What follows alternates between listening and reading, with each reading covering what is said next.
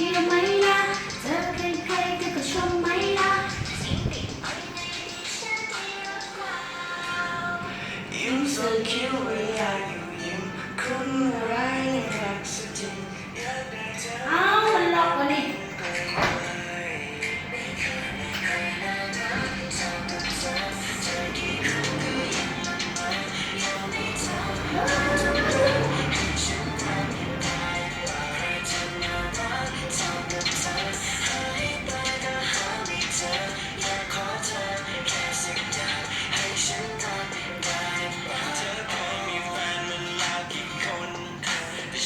ไม่ได้สนใจผมเคยมีแฟนเป็นตัวเป็นตนแต่ก็ไม่ต้องเอ่ยเท่าไรโอเคเธออย่าเพิ่งแปลกใจ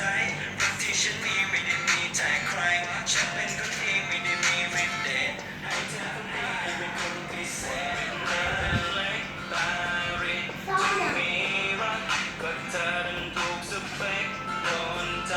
คนนี้ครับรักได้ไหมให้ผมรักได้เปล่าเธอไม่ว่าอะไรผมได้เป็นเจ้าบ่าวตัวเล็กๆกับผมยาวกว่าป่าทุกครั้งที่เจอกันมันทำให้ผมประมาท